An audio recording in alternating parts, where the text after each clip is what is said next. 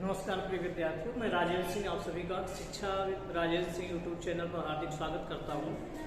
आज हम वेदांत के जो अद्वैत वेदांत है, अद्वैत वेदांत के अनुसार शिक्षा के संप्रत्यय और उद्देश्यों पर चर्चा करने जा रहे हैं कि शिक्षा का संप्रत्यय क्या है और शिक्षा का उद्देश्य क्या है। इस पर चर्चा करेंगे। सबसे पहले तो जब इसकी हम चर्चा करते हैं तो एक बात याद आती है, सा विद्या या विमुक्त है।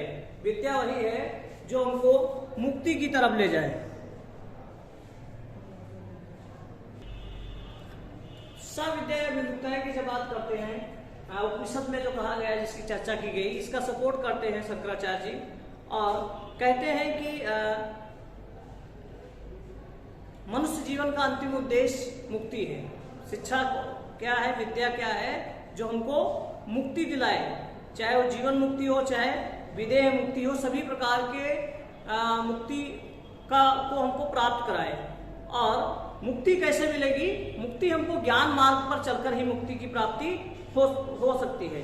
इनकी दृष्टि में जब मनुष्य को यह ज्ञान हो जाता है कि ब्रह्म सत्य है और बाकी शेष सारी चीजें जो है वो मिथ्या है, जगत क्या है, मिथ्या है, और तभी वह सांसारिक माया मोह से मुक्त हो सकता है और स्वयं को, लोगों में स्वयं को और स्वयं में लोगों को देखने लगे, इसकी चर्चा करने लगे, तभी वो उसको सच्चे ज्ञान की प्राप्ति हो सकती है। मानव में भेद न करे, सभी को ईश्वर का अंश समझकर सबके अंदर अपने आप को और अपने आप में सबको देखने का प्रयास करे, तो वही शिक्षा है। इसके बाद शिक्षा के उद्देश्यों की जब हम चर्चा करते हैं तो उद्देश्य की बात करें तो शंकराचार्य जी ने जीवन के दो पक्ष माने हैं, एक अपरा यानी व्यवहारिक और दूसरा परा यानी आध्यात्मिक। ठीक, शिक्षा के द्वारा मनुष्य के दोनों पक्षों के विकास पर ये जोर देते हैं कि शिक्षा के द्वारा मनुष्य के अपरा और परा दोनों पक्षों का विकास किया जाना परम आवश्यक होता है।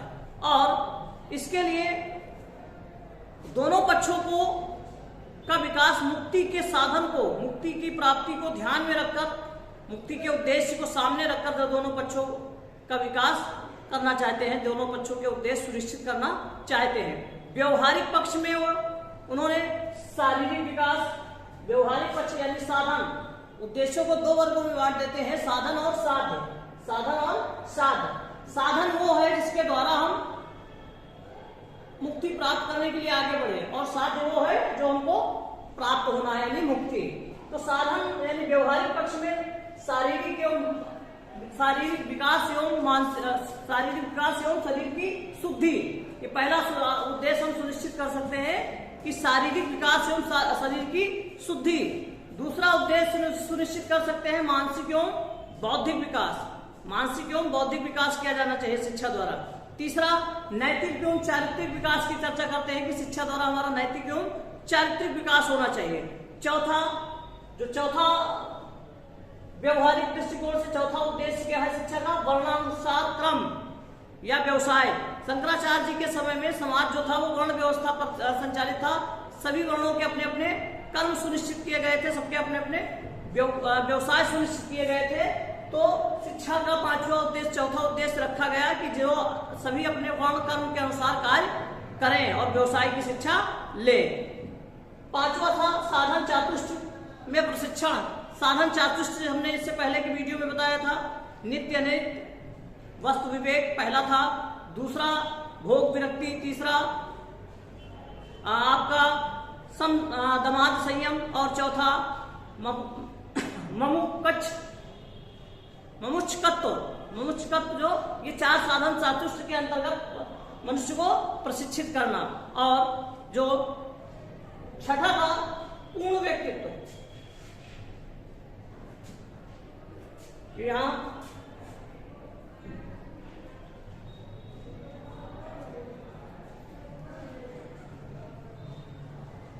पूर्ण व्यक्तित्व का, हमारे संपूर्ण व्यक्तित्व का विकास करना शिक्षा का एक उद्देश्य है। और सातवां उद्देश्य क्या सुनिश्चित किया गया? ब्रह्म ज्ञान, मतलब ब्रह्म के बारे में हम जानें। ब्रह्म के स्वरूप से परिचित हों।